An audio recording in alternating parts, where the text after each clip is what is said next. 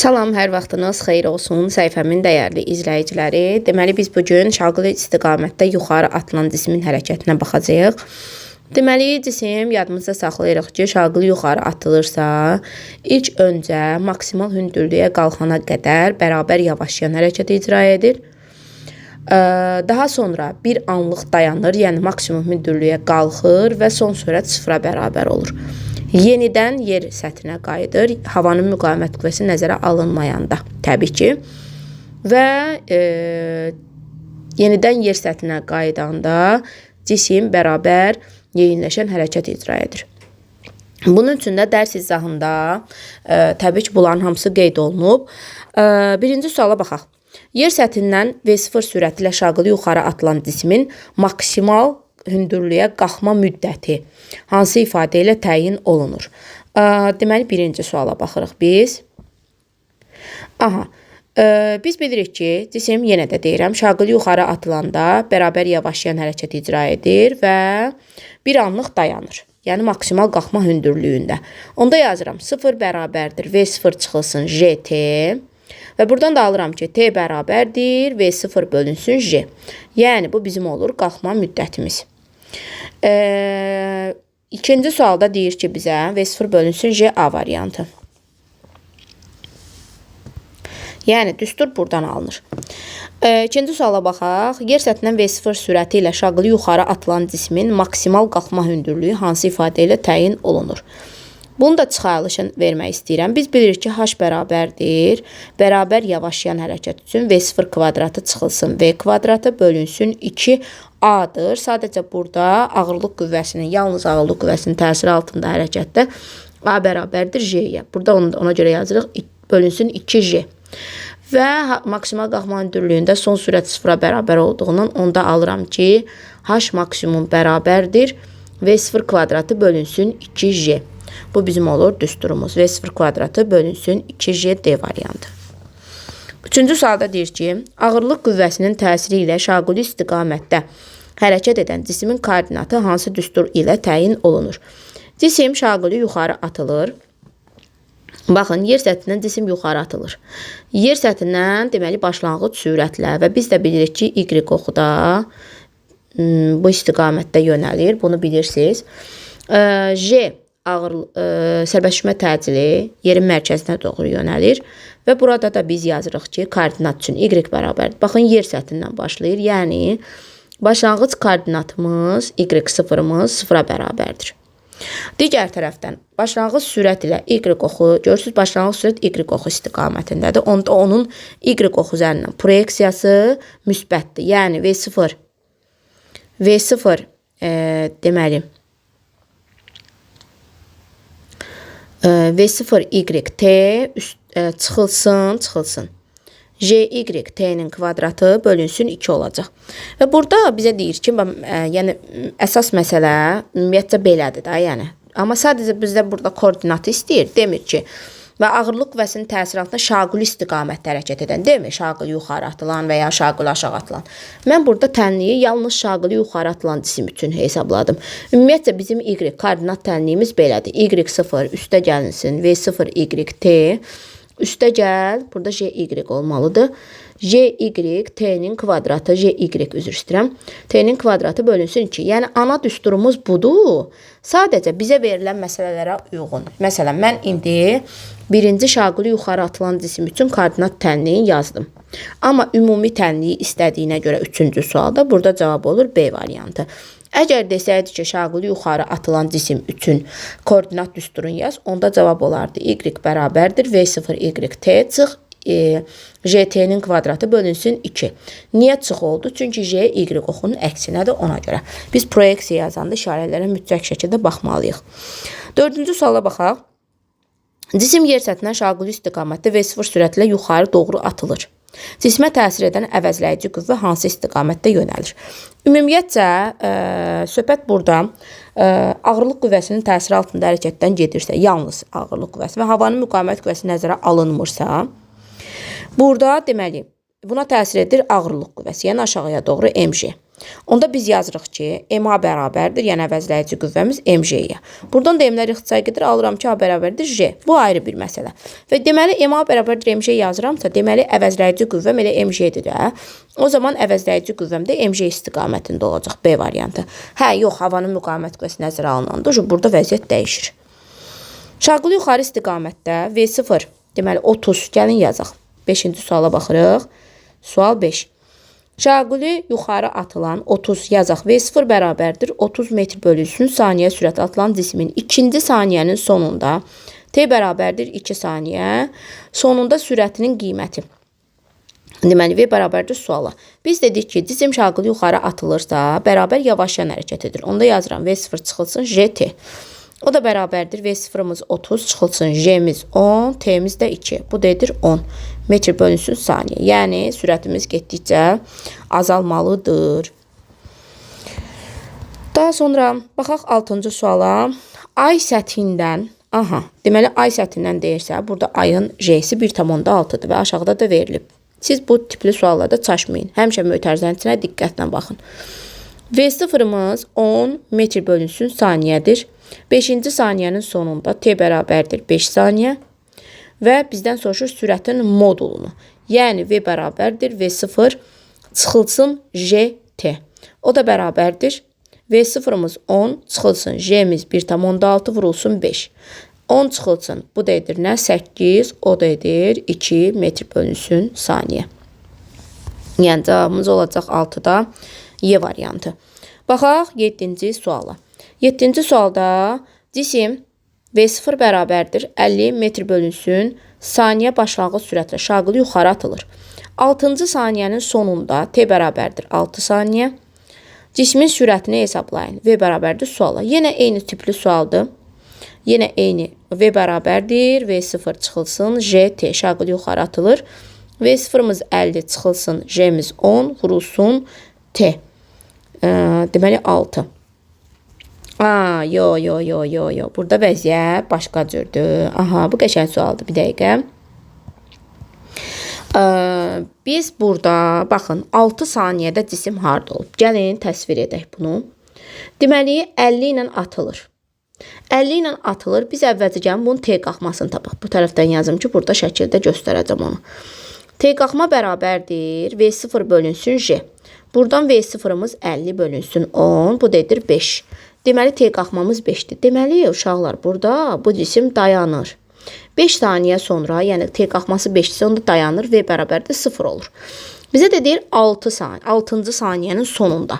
Deməli, bu cisim 1 saniyədə aşağı doğru gələcək də və nə cür hərəkət icra edəcək? Təbii ki, yeyinləşən və başlanğıc sürətsiz. Çünki burada dayanır, təzədən hərəkətə başlayır. Qəşəng sual. Onda V bərabərdir. Burada 1 saniyə olacaq nə? JT. Və 5 saniyə qalxıb sürət 0 olub. Təzədən 1 saniyədə onda yazıram. 10 vurulsun 1. Cavabımız edir 10. Uşaqlar bəzən bunu neynirlər? V bərabərdir. V0 çıx JT. Bayaq mən yazmışdım. Diqqətimdən qaçdı. Və orada alır ki, -10. Cavab 10 götürülür. Amma burada görürsünüz, sizə demir. 6-cı saniyənin sonunda cismin sürətinin modulunu hesabla. Yəni, o cür yazmaq olmaz. 8-ci suala baxaq. 8-ci sualda nə deyir bizə? V0 bərabərdir 40 metr bölünsün saniyə. Sürətlə şaquli yuxarı atılan cismin maksimal qalxma hündürlüyünü, müddətini üzr istəyirəm. Maksimal qalxma müddətini istəyir bizdən. T qalxma bərabərdir suala. Və T qalxmanın da düsturunu bilirik ki, V0 bölünsün J'dir. Buradan alıram ki, 40 bölünsün 10 bərabərdir 4 saniyə. Deməli, bu cisim 4 saniyədə maksimal hündürlüyə qalxıbdır. Daha sonra baxaq 9-cu sualımıza. 9-cu sualda bizə nə deyir? Ayın səthindən 40 metr böl saniyə sürətlə şaquli yuxarı atılmış cismin maksimal qalxma hündürlüyünü istəyir. Burada V0'ımız 40 metr bölünsün saniyədir. H maksimum bərabərdir suala. Deməli, H maksimum düsturun bayaq yuxarıda qeyd eləmişdim. V0 kvadratı bölünsün 2J'dir. V0'ımız kvadratı 1600 bölünsün 2 vurulsun. Ayın səthidir 1,6. O da bərabərdir 1600 bölünsün. Deməli, 3,2. O da bərabərdir 16.000 bölünsün 32. Bundan bu 2-yə ixtisar gedir. Yuxarıda qalır 1000 bölünsün 2. O da edir 500 metr. Yəni cavabım olur D variantı. Sonra baxaq 10-cu suala. Yer səthindən şaquli yuxarı atılmış cisim 3-cü saniyənin sonunda maksimal hündürlüyə çatır. Bu cismin maksimal qalxma hündürlüyünü hesablayın. Deməli uşaqlar, maksimal 3-cü saniyənin sonunda maksimal qalxma hündürlüyünə çatırsa, deməli bu bir daha T qalxmadır. Yəni T qalxmam 3 saniyədir. Və H maksimumun düsturu da digər düsturu nədir? Yadımıza salırıq. J T qalxmanın kvadratı bölünsün 2. J'miz 10, T qalxmamız 3-ün kvadratı 9 bölünsün 2. Bu dedir 45 metr. Yəni Y variantı. Cavabımız olur Y variantı. 12-yə baxaq. Kütlələri M, 2M, 3M olan cisimlər eyni başlanğıc sürətlə şaquli yuxarı atılır. Bu cisimlərin maksimal qalxma hündürlükləri arasında hansı münasibət doğrudur? Uşaqlar, baxın, bizim H maksimumumuzun düsturu nədir? Onu qeyd edək. Eyni başlanğıc sürətlə deyir. Görürsünüz? Onda yazıram. H max bərabərdir V0 kvadratı bölünsün 2J. Yəni, burada J onsuz da yer səthindən söhbət gedir və havanın müqavimət qüvvəsi nəzərə alınmır. O zaman AJ-yə bərabərdir və V0 da eynidirsə, vəsiyo, yerdə heç nə qalmır axı. Onda H1 bərabərdir, H2 o da bərabərdir, H3. Burada kütlələr sizi çaşdırmasın. Havanın müqavimət qüvvəsi nəzərə alınmır. Nəzərə alınsaydı, o başqa məsələ. Onda orada vəziyyət artıq dəyişir. 11-də cavab olur Y variantı. Baxaq 12-ci suala. 12-ci sualda bizə deyir ki, yer səthindən V0 bərabərdir 20 metr böl saniyə başlanğıc sürətlə şaquli yuxarı atılır. Cismin maksimal qalxma hündürlüyünü hesablayın. H max bərabərdir sualı.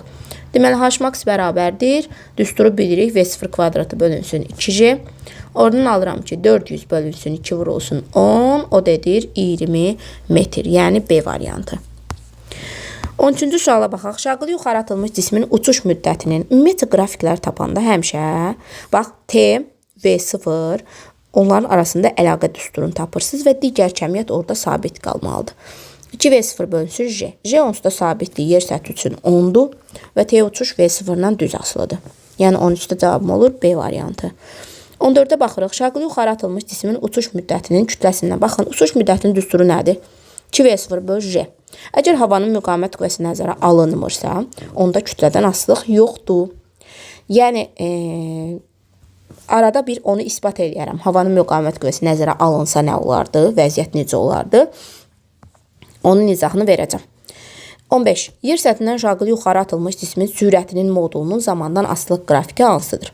Bunları da əzbərləmin uşaqlar. Baxın, birinci hərəkət, özü modulunun deyir, görürsünüz. Proyeksiya desəydi, vəziyyət biraz başqa cür olardı. Yəni, bizə verilən məsələlərdə ümumiyyətcə, fiskanın ən, belə deyim də, pik nöqtəsi odur. Məsələlərdə sözləri diqqətlə oxumalısınız. Yəni, hər deyilən bir sözdə bir məna var. Modulunun zamandan asılığı deyir. Baxın, şaquli yuxarı atılan cisim birinci necə hərəkət icra edir? Bərabər yavaşlayan. Bərabər yavaşlayan hərəkət icra edir. Sonra mən yazıram. V bərabərdir. V0 çıx, J, T. İkinci təzdən hərəkət gedir, dayanır və son sürət 0 olur, təzdən geri qayıdır. O zaman bərabər yeyinləşən hərəkət icra edir. Bərabər yeyinləşən. Müəyyən zaman anında V bərabərdir, V0 üstəgəl JT olur da. Və başlanğıcda əslində gələndə başlanğıc sürət 0 olur, o heç. Amma müəyyən bir zaman anında ortalarda başlanğıc sürət var axı. Ona görə yazırıq V0 üstəgəl JT. Baxın, birinci bərabər yavaşlayan hərəkət icra edir. Amma başlanğıc halda biz, başlanğıc halı əgər nəzərə alsaq, müəyyən zaman anını yox, başlanğıc halı nəzərə alsaq, elə gəlin belə yazıq. V bərabərdir JT-yə. Çünki dayandı, son sürət oldu 0. İkinci hərəkət birinci hərəkətin davamıdır. O zaman biz ikinci hərəkətə necə baxacağıq? Son sürəti 0 olduq, onda başlanğıc sürət artıq 0-a bərabər olur. İkinci hərəkətin başlanğıc sürəti. Ona görə elə V bərabərdir JT yazsaq daha doğru olar. İndi buna uyğun qrafik quraq. Birinci bərabər yavaşlayan hərəkət. Baxın, bu qrafiklər olmaz. Bərabər sürətlidir. VT-dən əyri asılılıq var. Yəni təcil dəyişir. Biz təcilin dəyişmə halını öyrənməmişik. Xətt asılıdır həm də. VT-dən xətt asılıdır. Görürsünüz, kvadratik deyil. Birinci yavaşlayan hərəkət edir. Görürsünüz, 0 oldu sürət. Bu olur bizdə T qalxma. Sonra yeyinləşir, yəni artır getdikcə sürət. Cavab olur Y variantı. Belə. Yəni əzbərləməyin, sadəcə məsələləri dərk eləməyə və mövzunu dərk eləməyə çalışın. Onsuz da bu mövzu biraz çətin mövzudur. Boynumuza alaq ki, yəni həqiqətən çətin mövzudur da, yəni ağırlıq qüvvəsi asan mövzu deyil. 25 metr böl saniyə sürətlə şaqılı yuxarı atılmış cismin maksimal hündürlüyə qalxma müddətini istəyir bizdən. Deməli, V0-ımız 25 metr bölünsün saniyədir və bizdən soruşur T qalxma nəyə bərabər? T qalxma bərabərdir V0 bölünsün J. V0-ımız 25 bölünsün 10, o dedir 2,5. Deməli, 16-da cavabımız olur 2,5. Başlanğıc sürəti 50 metr bölünsün saniyə sürətlə şaqılı yuxarı atılmış cisim 7-ci saniyənin sonunda. Baxın, 7-ci saniyənin sonunda. T bərabərdir 7 saniyə. Gəlin birinci biz nə edək? T qalxma. T qalxmanı tapaq. V0 bölünsün J-dən, yəni 50 bölünsün 10-dan 5. Aha. Deməli, bu cisim, uşaqlar, T qalxma müddətində gedir, dayanır. Bizdən soruşur 7-ci saniyədə. Baxın, bu cisim şaqılı yuxarı atıldı, getdi, dayandı. Neçə saniyə? 5 saniyə sonra dayandı. Təzədən geri qayıdır. Aha. İndi başlanğıc sürətimiz, burada axı son sürətimiz 0 oldu və ikinci hərəkətdə artıq başlanğıc sürətimiz olmur da 0 olur. Bayaq dediyim kimi, onda biz yazırıq V bərabərdir JT. Bəs T-ni yerinə nə qoyacaq? Axı 5 saniyə sonra dayanıb sürət 0 olub. Və bizdən sonra 7 saniyədə. Onda 7-dən 5-i çıxıram 2 saniyə. Deməli 2 saniyə müddətində sürət istəyir bizdən. 10 vurulsun 2. O dedir 20 metr bölünsün saniyə. Deməli cavabımız olacaq 20 metr bölünsün saniyə.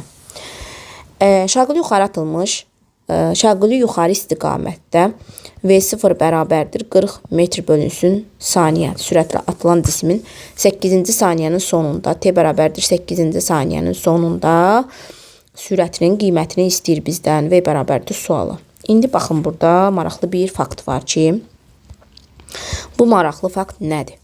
Baxın, bu cisim şaqılı yuxarı atıldı. Birinci T qalxmasına baxaq. T qalxmamız V0 bölünsün J'dir. Yəni 40 bölünsün 10 edir 4. Deməli, bu cisim 4 saniyə dayanıbdır. 4 saniyə sonra. Təzdən bu cisim yer səthinə dəyənə qədər 4 saniyə vaxt keçir də. Yəni T qalxma T düşmə müddətinə bərabərdir. Və havanın müqavimət qüvvəsi nəzərə alınmayanda yadda saxlayın. Cisim hansı başlanğıc sürətlə atılıbsa, o başlanğıc sürətlə də yerə dəyir. Deməli, 40-dan atılıb və 8-ci saniyənin sonunda bu cisim yerdə olub. Deməli, həmin anda sürətimiz olur 40 metr bölünsün saniyə. Bunu düsturla da ispat etmək olar ki, V bərabərdir JT. Yəni 10 vurulsun, 4 saniyə düşüb axı. Vurulsun 4, o dedir 40. Yəni hesablamaya heç gərək yoxdur. Bunu yadda saxlayın ki, havanın müqavimət qüvvəsi nəzərə alınmayanda cisim hansı başlanğıc sürətlə atılırsa, həmin başlanğıc sürətlə də yerə dəyir. Baxaq 19-cu suala. Ayın səthindən 4 metr böl saniyə sürətlə şaqılı yuxarı atılmış cismin maksimal qalxma hündürlüyünü, deməli, maksimal qalxma hündürlüyünü istəyir. Metr ilə hesablayın. Deməli, V0-ımız 4-dür. J'miz 1,6-dır. 4 metr bölünsün saniyə. Bizdən sonra H maksı və düsturu da bilirik ki, H maksın düsturu V0 varsa, onda bu düsturla gedirik. V0 kvadrat bölünsün 2J. Yəni 4-ün kvadratı 16 bölünsün 2 vurulsun 1,6. O da nə eləyəcək? 5 metr bölünsün saniyə. Cavabımız olacaq 5 metr bölünsün. Üzr istəyirəm. H etap deyir. Metr böl saniyə H metr. 5 metr. 5 metr. Fikrim yuxarıdakı sualda qalıb. Deməli 5 metr. Deməli H-ımız oldu 5 metr. Daha sonra baxaq 20-ci suala. Yer səthindən 8 metr bölünsün saniyə başlanğıc sürətlə V0 bərabərdir 8 metr bölünsün saniyə. Cismin maksimal qalxma hündürlüyü. Yenə H max istəyir bizdən. H max bərabərdir. V0 varsa təbii ki V0 kvadrat bölünsün 2J ilə gedəcəm. V0-ımız 64 bölünsün 2 vurulsun 10. Bu da eləyəcək 3,2 metr. Vəssalam. Test A-mız bu qədər. Gəlin keçək test B-yə. Aha. Şaqılı yuxarı atılan cismin üzr istəyirəm. Test B. 1. Uçuş müddəti T uçuş bərabərdir 6 saniyədir. Onun başlanğıc sürətini hesablayın. Üzr istəyirəm. T uçuş bərabərdir 2V0 bölünsün J'dir uşaqlar. V0 buradan tapanda T uçuş vurulsun J bölünsün 2 olur. V0'ımız 6, J'miz 10 bölünsün 2. Bu da edir 30 metr bölünsün saniyə. Deməli cavabımız olur D variantı. 2-yə baxaq. Yer səthindən 40 metr böl saniyə başlanğıc sürətlə şaquli istiqamətdə yuxarı atılan cismin uçuş müddətini istəyir. Əslində eyni tip sualdır. V0'ımız 40'dır. Burada V0 verib bizdən uçuş müddətini istəyir. T uçuş bərabərdir suala. T uçuş müddətinin düsturu yuxarıda qeyd elədiyim kimi V0 2V0 bölünsün J'dir. Yəni 2 vurulsun 40 bölünsün 10. O da edir 8 saniyə. Deməli V0'ımız T uçuşumuz oldu 8 saniyə. Baxırıq 3-cü suala. 3-cü sualda bizə deyir ki V0 bərabərdir 30 metr bölünsün saniyə. Sürətlə şaquli yuxarı atılmış cisim ilk 4 saniyə ərzində yer dəyişməsi. Deməli T bərabərdir 4 saniyə və burada S yer dəyişməni istəyir bizdən uşaqlar. Baxın, diqqətli olun bu tipli sualda. T qalxma V0 böl J'dir. Yəni gəlin əvvəlcə biz tapaq görək bu cisim neçə saniyə qalxıb. Baxın 3 saniyə qalxıbdır. Mən şəkillə də göstərəcəm. Baxın 3 saniyə qalxıb. Məndən soruşur 4 saniyə müddətində yer dəyişməsi. Deməli 1 saniyə bax cisim burada olacaq və məndən soruşur yer dəyişməni. Yəni baxın buradan bura qədər olan məsafəni istəyir məndən. H-ı və yaxud S-i. Və cisim H maksimum hündürlüyə qalxdı. İndi növbəti 1 saniyədə gəldi bura. Düzdür? İndi məndən soruşur H-ı.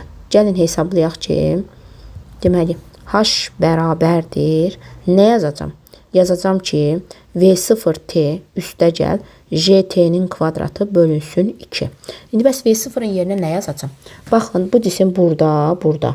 Burada bunun sürəti nəyə bərabərdir? Onu hesablayaq. JT, bu da edir 10 vurulsun 1, yəni 10 metr böl saniyə. İndi qoyacağım yerinə. 10 vurulsun, indi baxın, sizə bir şey deyim. Buradan bura 3 saniyə, buradan bura 1 saniyə gedib. Yerdə neçə saniyə qalıb? Deməli 2 saniyə qalıb da. Mən indi T'nin də yerinə 2 qoyacağım. 2 vurulsun üstə gəl. 10 vurulsun 2'nin kvadratı 4 bölünsün 2.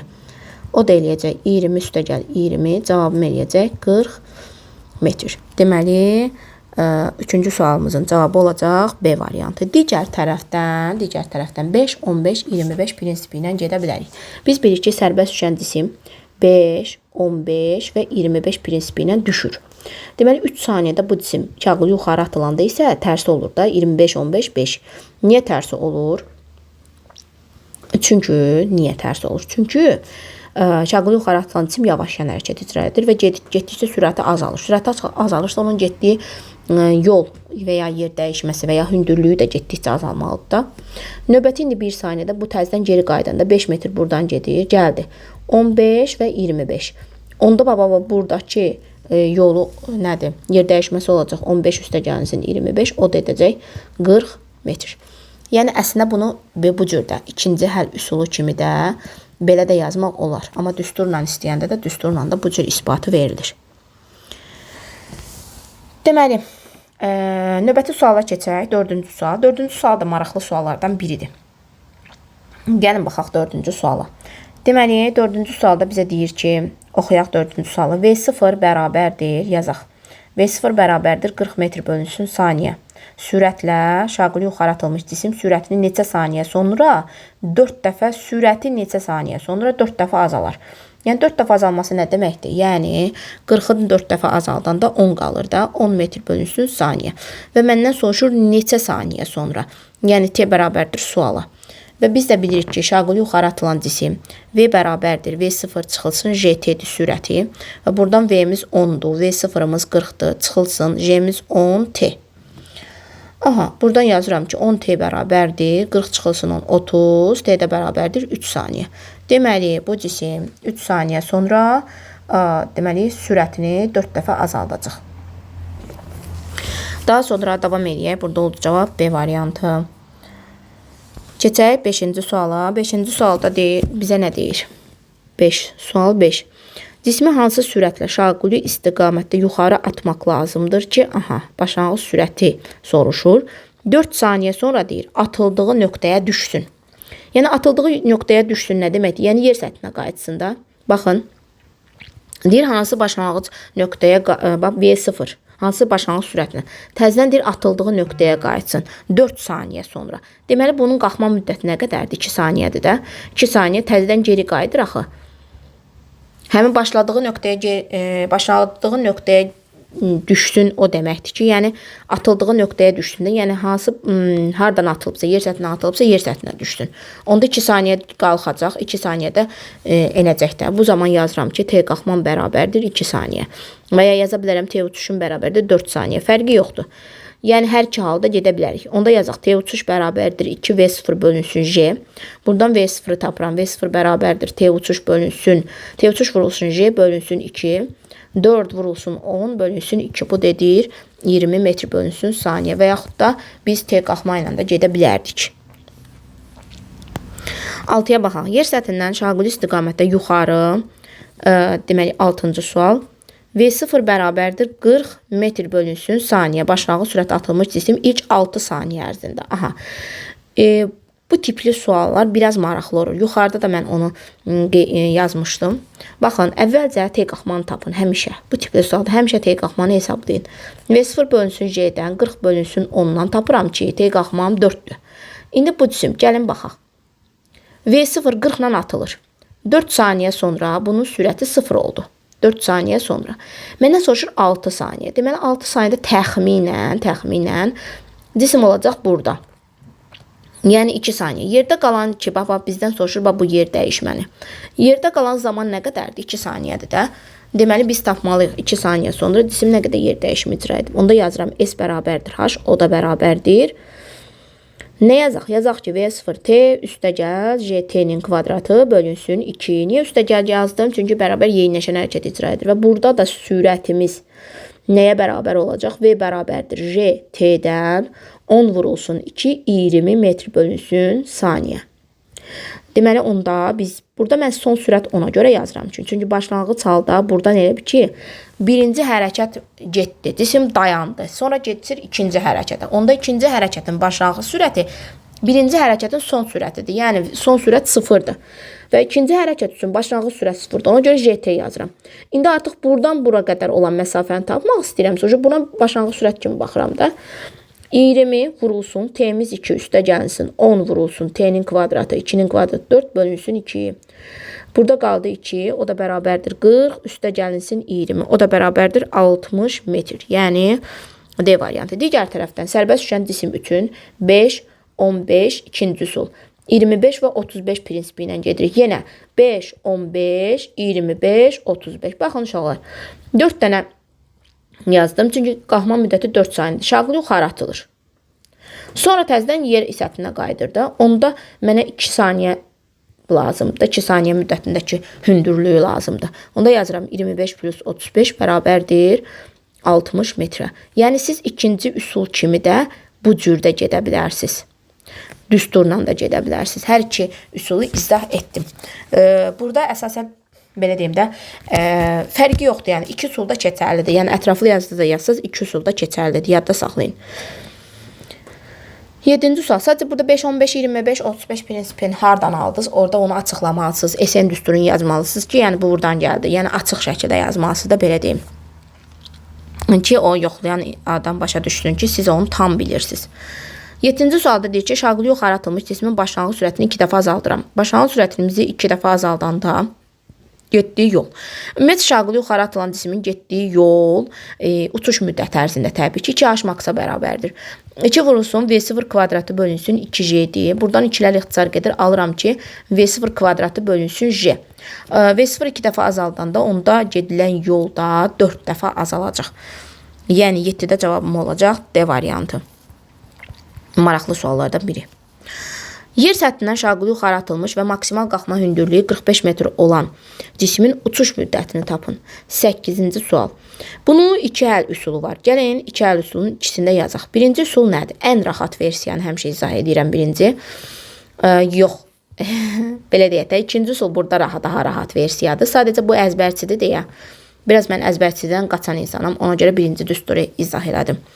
H max bərabərdir V0 kvadratı bölünsün 2J'dir. Birinci üsuldan gedək. Buradan mən V0 kvadratını tapsam, kökün altında 2h max və j olacaq da düsturumuz. 2 vurulsun 45, vurulsun 10. 900, o da etdi 30. Deməli, V0'ımız 30'dur. O zaman biz yazırıq T uçuş bərabərdir 2V0 bölünsün J.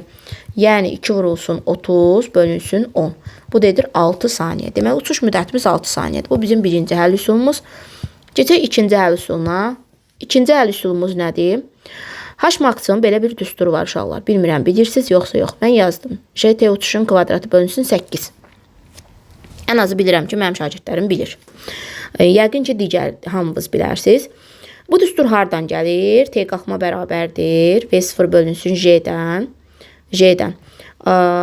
Və yaxud da T qalxma bərabərdir. 2, üzr istəyirəm, T uçuş bölünsün 2. Gətirib orada H bərabərdir. J, T qalxmanın kvadratı bölünsün 2-də. T qalxmanın düsturu yerinə qoyanda düstur bu şəkildə olur. Və bizdən soruşdu nəyi? Uçuş müddətini. Gəlin buradan uçuş müddətini tapaq. Deməli, T uçuş bərabərdir 8 vurulsun H max bölünsün J kökün altında. 8 vurulsun H max 45 bölünsün 10. 8 vurulsun 45 deməli. Bu nə edir? 8 5'in 44 yadda 30 60 10 ixtisar getdi qaldı 36'dan da 6 çıxır kökdən. Oldu 6 saniyə. Görürsünüz hər iki variantda da 6 saniyəni aldıq. Bu bizim ikinci üsulumuz, bu da bizim birinci üsulumuz. Yəni hansısa sizə rahatdırsa o üsulundan da gedə bilərsiniz.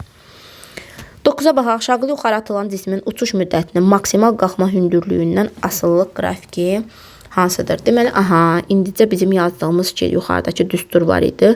H max bərabərdir J T uçuşun kvadratı bölünsün 8. Buradan T uçuş bərabərdir. Kökün altında 8H max bölünsün J. Deməli, kök altı düz asılıdır. Cavab olacaq A variantı. Baxaq 10-cu suala. Yer səthindən şaqlı yuxarı atılmış cismin koordinatının zamandan asılılıq qrafiki hansıdır? Deməli, uşaqlar, baxın, bu olmaz. Çünki Y bərabərdir. Şaqlı yuxarı atılan cisim üçün mən bayaqlarım lap üçüncü sualda səhv etmirəmsə, test adı üçüncü sualda orada düsturu çıxartdım ki, V0 YT çıx JT-nin kvadratı bölünsün 2-dir düsturumuz JY. Niyə? Çünki V0 Y oxu istiqamətində də o müsbət olur. Proyeksiya ilə getsə, J-miz yer səthinə doğrudur. Y-in əksini olduğuna görə çıx JT kvadratı bölünsün 2 olur. Və yer səthindən atıldığına görə Y0'ım 0'a bərabərdir. İndi T-nin kvadratı ilə asıdır, yəni kvadratik asıdır. Onda cavab olacaq A variantı. Baxın, şaqlı yuxarı atılır. Son sürət T qalxma müddətində son sürətimiz olur 0. Bura olur T qalxma. Bura olur T uçuş. Hamısını qeyd edirəm. Və də qalxma müddətində son sürətim 0 oldu. Və həmin qrafikdə yavaşlayan hərəkət elədi, sonra yeniləşən hərəkət icra edir. Deməli, onda cavab olur A variantı. Baxaq 11-ci suala. Şaqlı yuxarı atılmış cismin maksimal qalxma hündürlüyünün başlanğıc sürətdən H max bərabərdir. V0 kvadrat bölünsün 2J olduğunu bilirik. Onda V0'dan kvadratik düz asıdır. Yəni 11-də cavab olacaq C variantı. Baxaq 12-ci suala. Bir cismin yer səthindən başlanğıc sürəti şaqlı istiqamətində yuxarı atılır. İki cismi isə müəyyən hündürlükdən sərbəst düşür. Sərbəst düşürsə V0 bərabərdir 0-a. Və məndən nə soruşur? Cismin təcilləri. Ümumiyyətcə, havanın müqavimət kütləsi nəzərə alınmayanda əvəzləyici qüvvə MJ-yə bərabərdir və buradan M-lər ixtisar gedir. Yalnız ağırlıq qüvvəsinin təsiri altında hərəkət olur da, onda AJ-yə bərabər olur. Və J də hər iki halda yerin mərkəzinə doğru yönəlir. Gravitasiya sahəsinin intensivliyi. Və burada hər ikisi aşağı olacaq da 12-də olacaq A variantı. Baxaq 13-cü suala. Sual 13. Yer səthindən şaqlı yuxarı istiqamət atılmış cismin koordinatının zamandan asılılıq qrafiki verilmişdir. Cismin maksimal qalxma hündürlüyünü hesablayın. Baxın uşaqlar, cisim nə zaman maksimal hündürlüyə qalxır? Son sürət 0 olur və bizdə kəskin dönmə nöqtələri deyirik bunlara birinci mövzumuza istinad olaraq. Deməli 5 burada nədir? T qalxmadır da. Deməli T10 nədir? T uçuş. Və burada yazıram ki, T qalxma bərabərdir 5 saniyəyə. H max istəyir məndən. H max bərabərdir suala. O zaman H max bərabərdir. J T qalxmanın kvadratı bölünsün 2. O da bərabərdir. J'miz 10'dur. T qalxmamız 25 bölünsün 2. 5'in kvadratı. O da eləyəcək 125 metr. Yəni 13'də cavab olacaq D variantı. Baxaq 14-cü suala. Kütlələri verilib bizə. Şaquli istiqamətdə yuxarı atılır. Bu cismin uçuş müddəti. Sırası uçuş müddətini düsturun yazın həmən. 2V0 bölünsün J. Baxırsınız ki, uçuş müddəti V0-dan düz mütənasib asılıdır. Uçuş müddətlər və başlanğıc sürətlərə baxıram. Hansının başlanğıc sürəti eynidirsə, onun T-ləri bərabər olacaq. Yəni T-A bərabərdir TC-yə. Və TB də onlardan böyük olacaq. Niyə? Çünki başlanğıc sürəti 2V0-dır. TB. Bax, kütləyə baxmırsınız. Havanın müqavimət qüvvəsi nəzərə alınmayanda T uçuş yalnız və yalnız V0-dan asılıdır. Onda cavabım olur D variantı. Yer səthindən şaquli yuxarı atılmış cismin koordinatının zamandan asılılıq qrafiki verilmişdir. Uçuş müddətini hesablayın deyir. 15. Baxın, bu cisim bu nöqtədə son sürət 0 olur. Yəni, deməli bu 45 burada H max-dır. H max bərabərdir 45 metrə. Uçuş müddətinin H max-la bayaq düsturun yazmışdım ki, J-T uçuşun kvadratı böl 8. Buradan uçuş müddəti bərabərdir.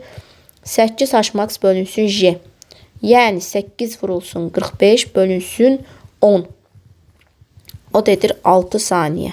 Deməli uçuş müddəti olacaq 6 saniyə.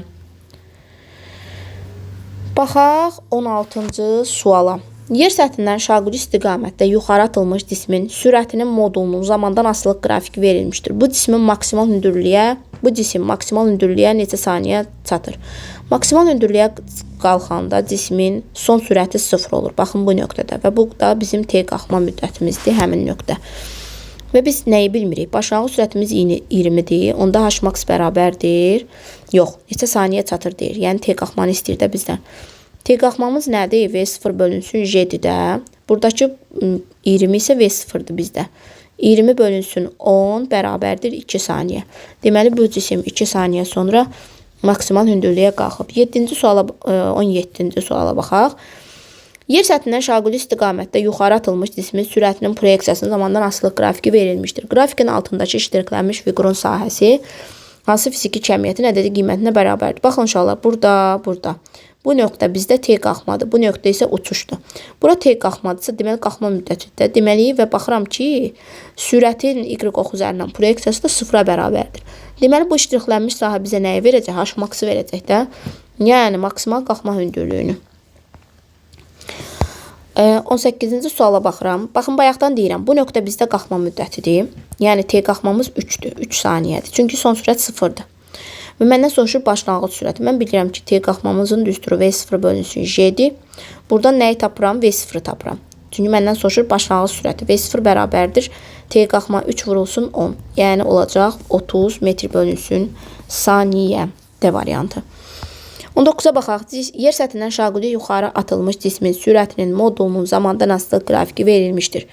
1, 2, 3 nöqtələrində uyğun cismin yer səthinə hansı hündürlüklərə arasında hansı münasibət var? Gəlin bu şəkli biz çəkək. Baxın, cisim atılır. V0 başlanğıc sürətlə hər hansı bir gedir, dayanır. Burada, bu nöqtədə dayandı. Yenidən bu tərəfdən çəkirəm. Yenidən sanki sərbəst düşür də. Niyə? Çünki 0 olur axı son sürəti burada. Son sürət 0 olanda bu max hündürlüyə qalxır. Yəni buna deyirik H max. Bu nə zaman olur? Bu 2 nöqtəsində. 2 nöqtəsində deməli ən max hündürlükdə olur. Max hündürlük, görürsünüz 2 0-a bərabərdir. Niyə? Niyə 0 olsun ki? Sürət olsaydı 0 olardı da. 0 ola bilməz. 2 ən maxdır. İndi deməli baxaq nəyə? Bu 3-də. Gəlin 3-ə fikir verək. Burada bu nöqtədən başlayıb təzədən elə bir ki, sanki yox, elə həmin başlanğıc sürətə bərabərdir. Bu nöqtə ilə bu nöqtədə eyni başlanğıc sürətdə olublar. Yəni bu nə deməkdir? Mən də bayaqlarım demişdim ki, cisim eyni hansı başlanğıc sürətlə atılırsa, atıldığı yerə geri gəlir həmin başlanğıc sürətlə. Deməli 3 nöqtəsində cisim yer səthində olacaq da. Onda yazıram H3 bərabərdir 0-a. Və bir nöqtəsi ki var, yəni başlayıb məsəl üçün haradasa təxminən buralardadır. Burada olanda isə yerdən olan hündürlüyü budur. Baxın. Yerdən olan hündürlüyü budur. Təbii ki H max ondan böyük olur. Onda H2 böyükdür H1-dən. Cavab olur burada C variantı. Bu da çox maraqlı suallardan biridir.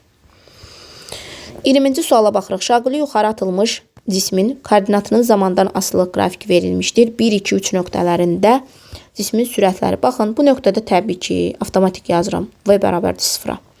Çünki niyə? V2 daha doğrusu. Və cisim gedir, dayanır. H max hündürlüyə çatır T qalxma müddətində və son sürət olur 0.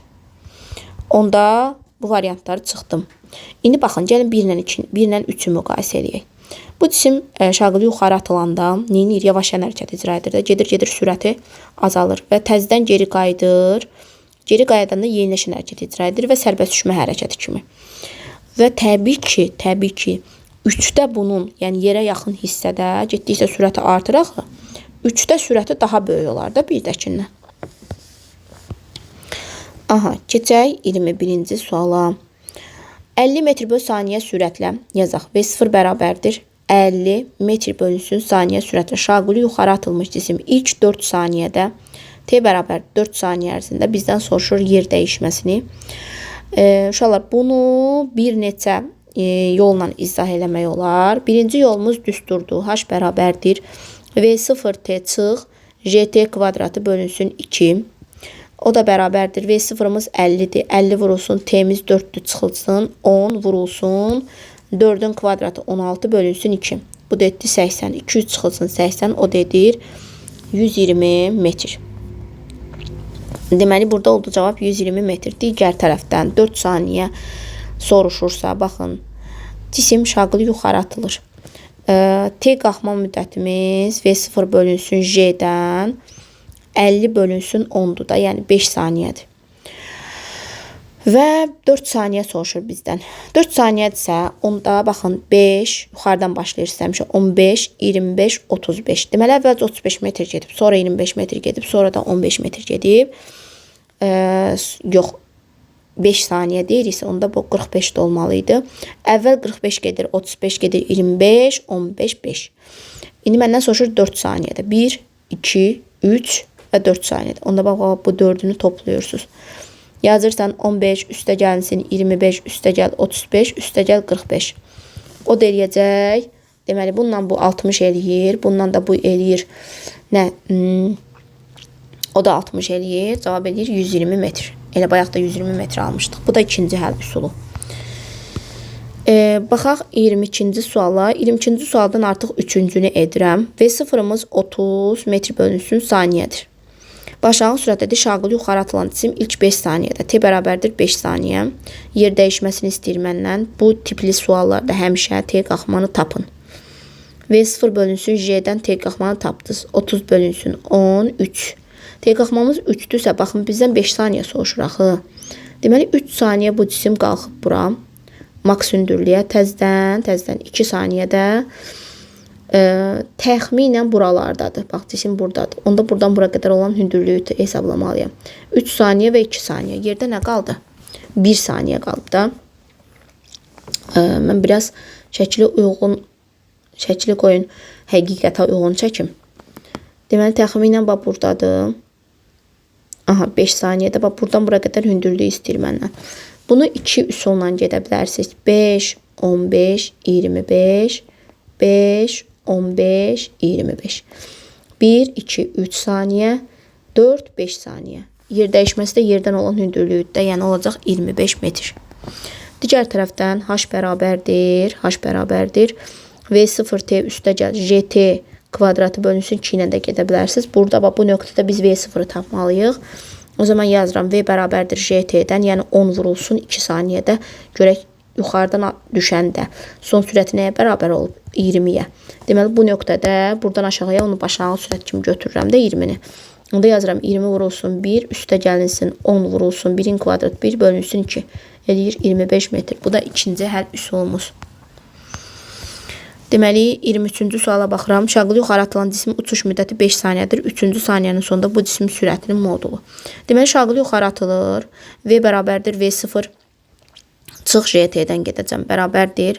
Biz nəyi bilmirik? Uçuş müddəti 5 saniyədir. Biz bilmirik V0'ı.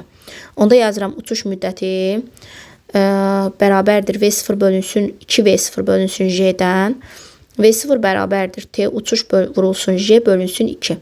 Yəni 5 vurulsun J'miz 10 bölünsün 2 bu dedir 25 metr bölünsün saniyə. Deməli uçuş müddəti 5-dirsə onda T qalxması uşaqlar 2,5-dir. Məndən soruşur 3 saniyə. Aha.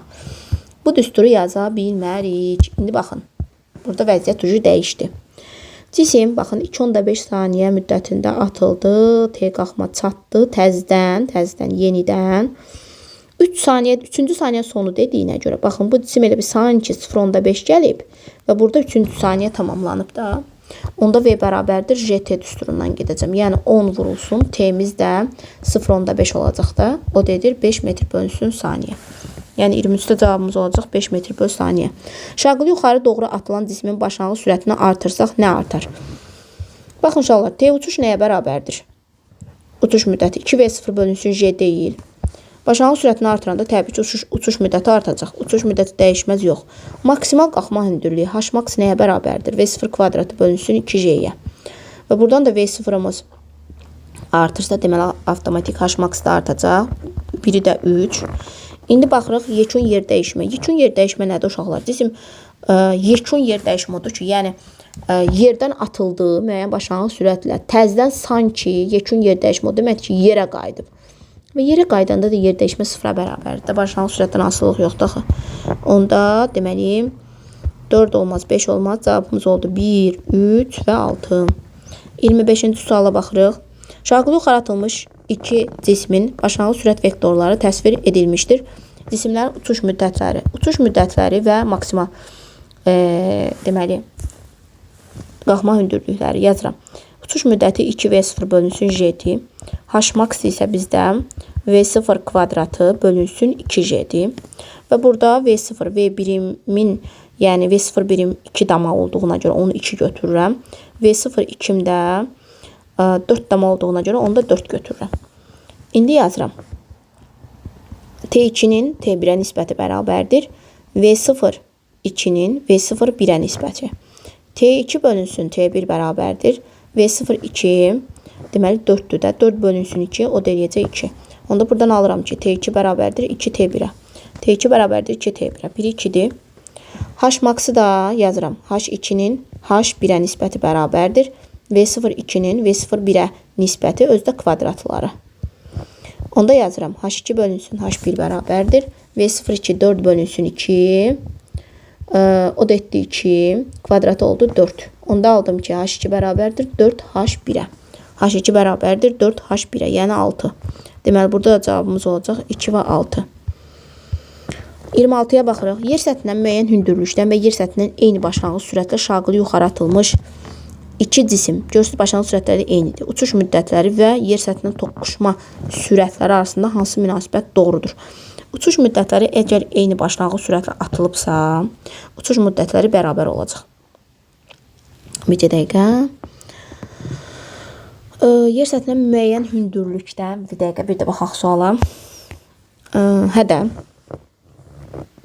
Yer səthindən müəyyən hündürlükdən və yer səthindən eyni başlanğıc sürətlə şaqlı. Biri müəyyən hündürlükdən atılır.